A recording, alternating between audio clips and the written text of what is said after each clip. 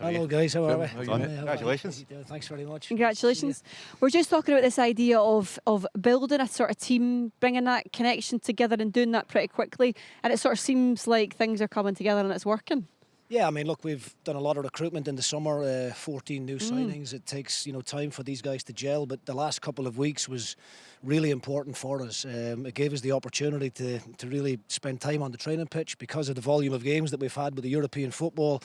You're doing a lot of travelling, a lot of recovery, and it's, you don't get the time that you want as a coach to work on things like set plays against or patterns of play. So the last couple of weeks have been really, really crucial. I thought the shape of the team today out of possession was excellent. We denied Dundee the space that they want for Simon Murray up top.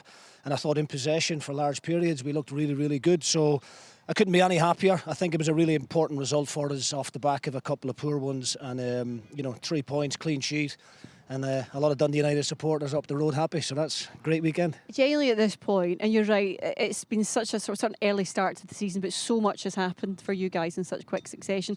What does this do? What does this say about where you are, about where you want to be this season? I mean, look, I think, in isolation, it's still only 3 points, as much as there's riding on the game for, both myself and Stephen and both sets of players. Tony knows well what this fixture means to the people of the city. So, there's that added pressure to it. We feel that we haven't been playing all that badly. We've done ourselves, credit in Europe against a really good Rapid Vienna team. The game against Hearts was a major disappointment for us because it's not a game we felt we should have lost. A couple of corner kicks and a penalty kick that cost us on the day. But, that, as I said, the couple of weeks off gave us time to plan and prepare for today. And, hopefully now we can kick on. Hopefully this can be the real catalyst to help us, kick on up that league table. And Jim, now you go into the international break. You've had your injury problems in the side. We can see those connections start to build. Will there be anybody back in time for after the international to integrate them back in? Yeah, look, I've never experienced anything like it as a manager, what we've had to go through in the last couple of months, with some long-term serious injuries. In pre-season, you guys will know, you pick up the odd calf strain or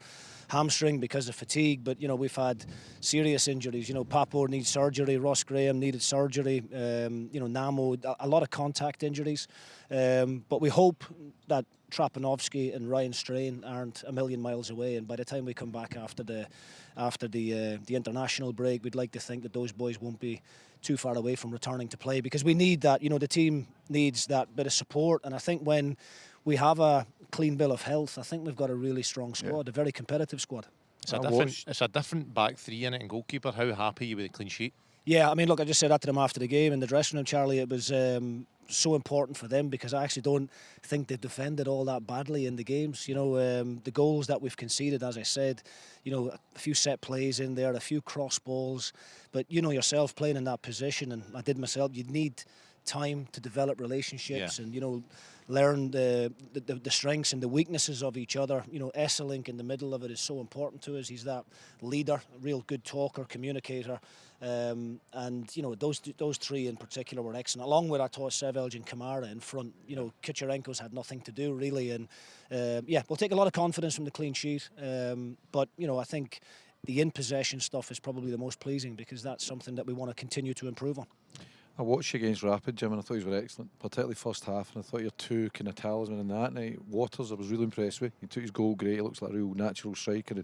And Sapsford, how far away, the sub that you were on a big man, how far away is he from full fitness? Well, Sapsford only trained yesterday. He took a really bad knock in the Vienna game, which, the build up to the penalty, and done ankle ligaments, and credit to him, the strength of character there.